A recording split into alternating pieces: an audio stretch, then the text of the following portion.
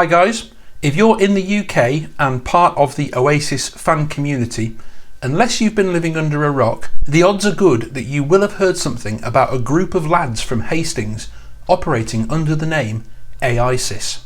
They're actually a band called Breezer who had written and recorded their own 8-song album and decided to take advantage of the current sudden leap forward in music AI technology to release it with an AI version of Liam Gallagher singing the entire thing.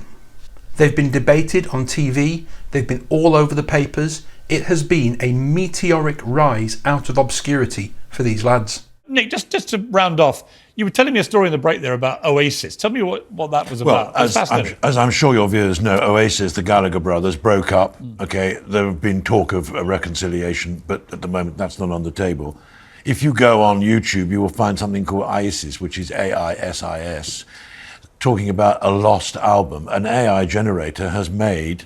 And what's it like? It's uncannily good. Right. So if you're an Oasis fan, why would you not want that? No. Well, the answer is yes, you would. Both Gallagher brothers have also weighed in on the album, with Liam giving his seal of approval. Now, with these sudden changes and improvements in music AI, there has been a flood of basically AI junk content being just pumped out recently, but the AISIS album stands apart because it's so professionally done and the music is so brilliantly written. Frontman Bobby is in fact already signed to Sony as a songwriter, so there's not a lot of doubting his chops in that area. Join me now to meet Bobby and John, two of the lads behind the Oasis revolution that no one was expecting. AISIS, the Lost Tapes. Well, ladies and gentlemen, today it is my pleasure to welcome to the channel a group of lads in a band called Breezer, who most of you are familiar with via their online alias. Hello and welcome to two members of AISIS. Hello, mate. You're right. What's up? How's it going? Good. So, 2 weeks ago, you guys released a video on YouTube called AISIS, the Lost Tapes. 2 weeks later, it's got 250,000 hits. You guys have been in the papers, on the news, and mentioned by both Gallagher brothers. What a wild ride. Your heads must still be spinning. This was something we put into the Oasis Reddit group. We just thought, you know what, Oasis fans are really going to enjoy this. We were celebrating like 1,000 views in our group chat. We were like, oh my God, 1,000 views. Can you believe this? And then The Guardian got in touch on the Monday. So which press publications so far have picked this up? There's been loads, haven't there? Yeah, it started with The Guardian, with a guy called Rich Pelly, who I think found it on Twitter. And he ended up being a massive Oasis fan, and he got in contact with us. And then ever since then, it's just completely snowballed. It's Enemy, Billboard. Billboard gave it a 10 out of 10 review. Liam has also tweeted about your stuff twice. The first one, Osiris Serrano said, "Hey Liam, have you listened to the AISIS album yet?" And he said, "Not the album, but I've heard a tune. It's better than all the other snizzle out there." Yeah. And the other one was someone, Liv Brando, said, "What about AISIS, Liam?" And he responded, "Mad as fuck, I sound mega." What do you think of that? Yeah, he does sound mega, yeah. There was the initial push when it was like an AI Oasis album's dropped. And then it just fucking like re-revved up when Liam replied to those tweets. That's when the plays went like 150 and 150K in a day. And it was like, what is going on here? We weren't expecting it at all. We were doing it out of love for the music. And then it kind of had basically taken on this whole like kind of media storm where it was like all about AI and fucking what Liam thinks of it. And I think when we did it, that was not even on our radar at all. It was just kind of like, we've got these songs, let's stick a bit of Liam over the top, see what it sounds like, and sent it to our mates for a laugh. So I heard that you told a band member that you'd secretly been learning Lost Oasis songs and then played him the thing, and he was like, "Oh, fucking hell." Yeah, and I actually said, "Oh, look, mate, I've got a confession to make. The Breezer tunes, we never wrote them. They're actually all Lost Oasis demos that I got on a DAT tape from a record fair when I was like 16. I didn't know how much it was worth, and only now with like, you know, Kyle OCG and James Hargreaves, I've realised that there's probably, I should probably release this. It just means that, that's why we stopped playing shows last year. We got a cease and desist because they found out, and he was just like, mate, you can't be serious. This is insane. I was like, yeah, just kidding. It's AI Liam on the Breezer tunes. And he loved that even more. So you're both proper Oasis fans. So what's your favourite Oasis album, both of you? Do you know what? I'm a bit of a sucker at the moment for Standing on the Shoulder of Giants at the moment. I love that record, but it's obviously definitely maybe, isn't it? Like, it's the one. Be Here Now. Hey, there's not many of you out there.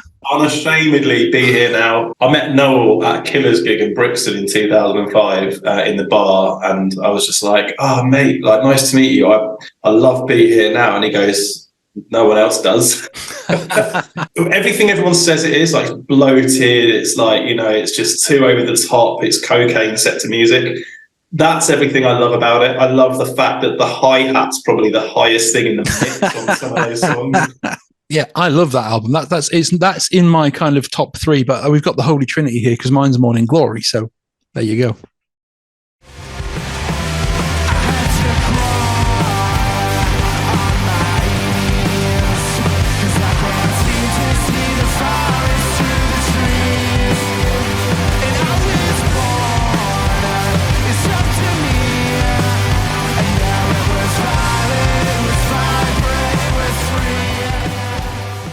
Well, I've listened through your mini album and it really does sound like Oasis. To me, it sounds like a blend of Dig Out Your Soul and Definitely Maybe, the start and the end. It's got this kind of early and classic sound kind of blended. How did the idea for the AISIS project come together? We basically saw the guy on YouTube who first started doing it called Jack Speck, who was doing kind of Liam AI. And that was amazing to hear because you were like, oh, fucking hell, like, that's pretty cool. And we figured out how to do it. It took like 6 or 7 days to like train this AI model. None of us are coders at all. So we're kind of like pushing buttons, hoping for the best. Out came this like kind of Liam model at the end, and we put the first a cappella of ours through it. And we were just like, this is absolutely insane. I still don't understand how it works.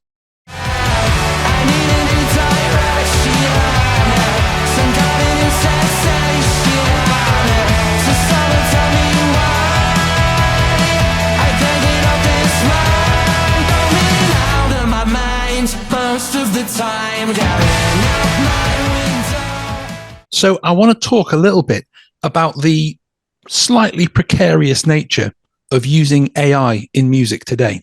So I was aware of this AI version of Don't Look Back in Anger with Liam singing it that came out recently. I don't remember the name of the channel it was on, but James from the Oasis pod released it as April Fool's. I've been kind of on the fence about doing anything like that on my channel. I had a few mad ideas. I thought it'd be a real laugh to have Liam singing Country House by Blur. I thought that would have been, a really fun idea for the channel. I thought it'd be fun to try and get Bonehead actually singing Bonehead's Bank Holiday, but we don't have enough vocals from him to do that. I eventually dropped the idea. It was when I read this article from Michael Schumacher's family, who are suing a magazine who did an AI interview with Michael Schumacher. Obviously, with Oasis, you've got the two most easygoing guys in the world. They are not lawsuit happy. They're not litigious.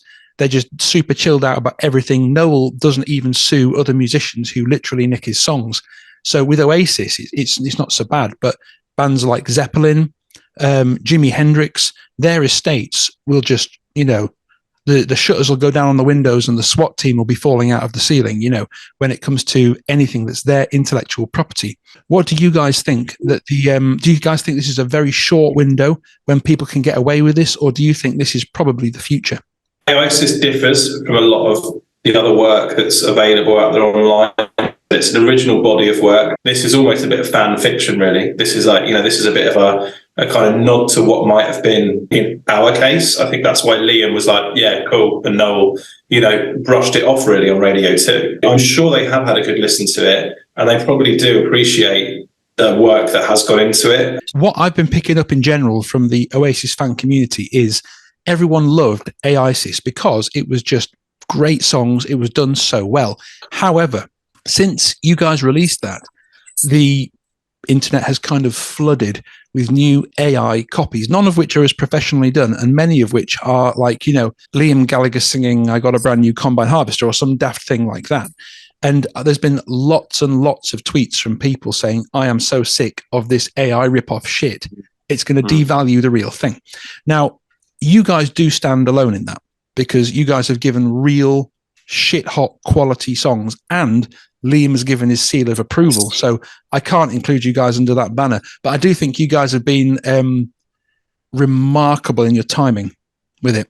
I don't know if that was intentional or not, but the clampdown has definitely started, I think, where people are going to go, my voice is going to be devalued if every other bugger out there is using and effectively nicking my voice and putting it over someone else's song. You guys, obviously, you've got Liam's blessing, which is amazing. But what do you guys think about that as a kind of developing industry, that using other people's voices, usually without their permission? I think it's like a kid with a new toy at the moment, isn't it? Like, that's how it feels. If they had a problem with it, we would have no problems taking it down. We said that from the get-go. It was done with like love in mind. But I think a lot of the people who I'm now seeing on YouTube doing Liam AI or any AI, to be honest, it's just pumping out content, like constantly pumping out content, and the quality filter isn't on it. Yeah, it's nice to hear Kanye sing, a Beatles song, I guess. But like, is that really what people want? Like, the thing that we got really lucky with, and it was completely by accident, was that people really wanted an Oasis record, and we just so happened to have an Oasis sounding record, and it just so happened to have AI come up that week. Like, it seemed like in the public consciousness. We are really lucky with Liam and Noel that they haven't, or their camps or teams or whatever, haven't said anything to us. But if they did, we would have no problems at all taking it down. And we were just having a laugh with it. We've purposely chosen not to monetize any of the videos that we did as AISIS, because it's not our voice. Technically, it's not our voice, and we're using their likeness and all that. We were just doing it because we enjoyed it. That's really refreshing to hear, actually. That's great. You guys have obviously given the necessary thought to, being respectful of the fan base, respectful of the artists and all that. And obviously that's paid off with the reaction you've got from Liam. The album itself, I'm actually looking forward to flipping it on in the car next time I drive down south. It really works, doesn't it, as a cohesive start to finish album, not just like now that's what I call music, disjointed compilation. It works. We're dead happy. We put a lot of work into it as well. I was saying to John earlier on before I hit record that first track, that is chartable. If you get that mixed, put that out on vinyl and get it pushed, that should chart. That is such a strong song. We'd literally got that mix like 2 days ago and mastered and all the rest, because we were like, that one has to be, if it's going to do anything, it's going to be that song. That probably does something because it's so strong. Bittersweet's a really interesting tune. So you've obviously got Bittersweet Symphony on the backing and the bells and stuff. Yeah. Liam on vocals, and then you've got all the young dudes at the end. So there are a lot of cool little buried Easter eggs. What other buried Easter eggs in the AISIS album can you share with us today? There's a guitar sample. If someone knows the George Harrison back catalogue, you'll pick it up on the third track. Yeah. So there's a nice little guitar part that we've lifted there, which is pure Noel. And yeah, the album's out 28th of April, which unfortunately we can't put Liam on the album. It's just us, afraid. You're going to have to put up with my crappy voice. I like your singing, man. I thought it was great. Tell us a little bit about the story of Breezer. On the Lost Tapes, the tunes are live, and Tonight were actually conceived in 2013 and 14. And I remember Bobby showing me those tunes, and I was just like, these are actually fucking amazing, man. Like, wow, like, what are you guys doing with them? I heard the potential, certainly with like Tonight. I was like, we've got to do a band. I started showing my mates them in like 2015, and that's when Bobby came back with a couple more. It was about 2019, I think we sort of had met up and had a bit of a practice, and then lockdown hit. We were like, do you know what, when lockdown's over, let's put some tunes out. Everyone's been on us for years. I reckon hundreds of people have heard the demos, James. And that's when we sort of came out of lockdown, May 21, with a live, and we released that, and there was this huge swell of support for it. It was picked up by BBC Radio 1 on the Rock Show. We played a few shows around our hometown. We supported Primal Scream in Hastings, which is where our live EP was recorded. So are you guys going to capitalize on this and basically seize the moment? Are you going to get together, do some touring maybe? I mean, my thought is the songs are so great. The band are obviously tight as fuck. This is an opportunity that may never come again on this level. So what's next? In fact, not what's next, what's now for Breezer? We've got this London show booked. That's a starting point. That's a jumping off point from there. Would it be great to play some festivals or something? Yeah, it would be. Like, you know, it all depends on how that show goes in London and whether, you know, there's an appetite for it. We're looking forward to hopefully selling that out and having an amazing night and seeing where things go, I think. And obviously, with the album coming out tomorrow, the Breezer version, again, totally a week ago, that wasn't even on the cards. We were like, do you know what? Like, so many people have asked, let's just throw it out there. Let's see how it does. I think a lot of people are like, oh, you guys are going to get a record deal now and things like that. It's like, if it was 1996, I've no doubt we'd have signed a £3 million record deal yesterday, right? I mean, we submitted a live to BBC Introducing in Sussex, and she sort of laughed it off the air. She was just like, Breezer, if you like Oasis, you'll love these. It's almost like, you know, with all due respect, Oasis are one of the biggest fucking band in the country, and this is the closest thing anyone's going to get to that. You know, there's a lot of gatekeepers out there, so kind of getting this music where it needs to be is going to be hard without a team behind us. That you just said there sums up BBC Radio completely. What a fucking pile of shit, honestly. Like, I submitted songs that charted and didn't get a single play on BBC Introducing. It's past it. It's over. You know, all they want is rap and hip hop. And that is also over. I was going to say, if I was a local BBC producer and I heard any one of these tunes off of the lost tapes, why are they not getting past BBC Introducing? Why is their local producer not saying, fuck me, I've got this tune from these guys, you know, Breezer, however, send it up. That's how it used to work. They'd get something special, send it up the line, and then they'd be the people that discovered it. People don't care anymore. It's almost like, here's a 15-year-old in their bedroom and we think it's great and we're going to send this to BBC Radio 1 instead. Like, there's a reason that, like, I think the BBC Sussex one is being shut down. Like, I think there's a reason why they're being shut down. Completely lost touch. Completely lost touch. And there's nothing embarrassing about being in a rock band. There is zero wrong with being in a rock band. Quite the opposite. We grew up on bands like Nirvana, Oasis, The Verve, fucking sick bands, massive bands. Where are they? Where are the bands now that you're not letting them get through? We had to go on YouTube and go viral to get anyone to listen to our songs, and that is pathetic. Why does it have to be this hard? I couldn't agree more. And you're bang on about the gatekeepers. It is. There's people just say, no, people like Chris Moyles just don't want to know. You know, we'll wait until you do all the work yourself, get to the top, and then we'll go, now we will deign to play your song. And, you know, that's why radio's collapsing. You flip on Radio 1, I can last about 10 seconds before I go, bang, something else, you know, immediately, every time. I'm sure there's a lot of people who watch your channel who have aspirations to start a band and probably get turned off by the fact that it's really fucking hard. And it is really fucking hard, but you should fucking do it. Fucking enjoy it, man, because it's the best feeling. It really is the best feeling. And when I see the comments on YouTube of people, I've seen comments where people have said they started crying to one of the songs. Like, I welled up at that made it all worthwhile.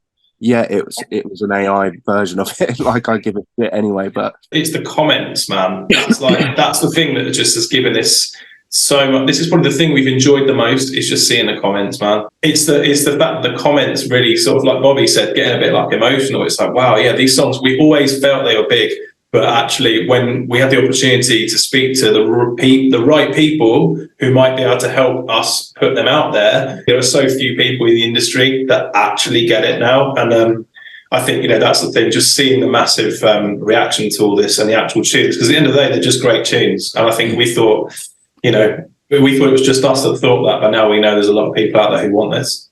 And it's just a shame that it's so hard to get there. But if you do plug away, people will want to come and watch you. And that's why you should come to the 100 Club to watch us. Absolutely.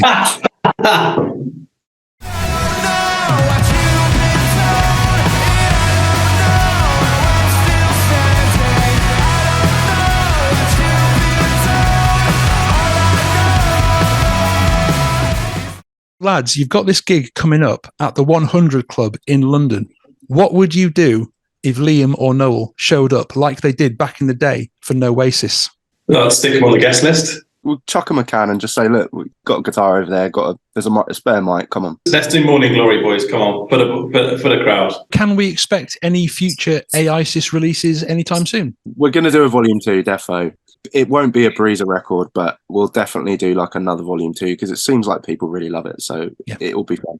So you guys mentioned that you did this because you got sick of waiting for an Oasis reunion. So you used these brilliant songs to kind of create a AI Oasis reunion album. Do you think the reunion is ever going to happen? Nah. And even if it did happen, is it going to come back like Oasis? I think that's what we really wanted to try capture in these kind of AI tapes or whatever. Was we love a certain period of the band, and I think Liam is currently living that period of the band in his solo artist project, and Noel is literally just he's hung up the electric guitar and he's done. He's just making some acoustic ballads now. I don't know what he's making. Playing bossa nova. But I've not heard him talk about Oasis in years now. No, in like any good terms whatsoever. So I don't think it would happen. I think Liam's dead keen on it, but I'm not even sure he wants to do it now. His solo career is popping off. Well, I don't think he actually wants to do it now because in the last few weeks, Noel said, all right, if you want a reunion, call me. Liam didn't. Liam just went on a big Twitter rant saying, I'm not calling him. He's got to call me. And at that point, I was like, do you know what? Bollocks. I call bollocks. You don't want it. You've just wanted something to rant about. You don't want it. If you wanted it, you would have called him. And then since then, like in the last week or so, Noel's just said, never going to happen now.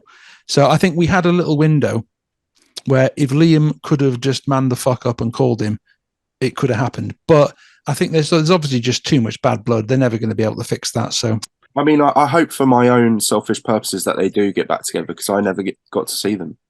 Yeah, I never did. I've talked about it before saying we couldn't afford tickets and people go, they were only 15 quid. But if you live in rural North Yorkshire and you're 15 and you've got to pay for a bus and a train and somewhere to sleep, it's not 15 quid. It's a fortune. I never got to see them either. But hey, the reunion may not happen now, but at least we've still got AISIS. And we'll scratch that itch for you guys, don't worry. Let's finish off by talking about this upcoming gig at the 100 Club in London. When is it? How much are tickets? And who else is going to be there? We haven't actually announced the support yet, but rest assured they will be as equally good as Breezer and AISIS. Tickets are $12.50. They're on Dice and Eventim. It's on the 10th of June. 100 Club, 350 people. It's going to be packed in there. It's going to be sweaty. It's going to be class. Lots of tapes, front to back. We brought Oasis back from the dead, but we've actually kind of brought our own project back as well, which is something quite special. Yeah, there also might be a very, very, very, very, very special guest there, but we don't know yet. Thanks, Hargreaves is coming. Yeah, I hope to be there. So if anyone else is coming along, I'll hopefully see you there. Well, lads, thank you so much for coming on. It's been a pleasure to talk to you. It's been really fascinating to hear about how you did this and the massive reaction. And I, for one, am glad that someone is creating new Oasis music. Cheers, James. Thank you very much, mate. Yeah, cheers, mate. Really appreciate it. Thank you. And I look forward to seeing you at the 100 Club, hopefully. See you then, man. See you at the front. And that's it, guys. Go check out the newly mixed, mastered and released Breezer album, The Lost Tapes, on Spotify. It really is absolutely excellent. I don't say that lightly, and I don't say it often. The link is in the description. I'll be there for their gig at the 100 Club in London, so hopefully I'll see you there as well. The link is also in the description. But either way, thanks for watching, and as always, I'll see you next time.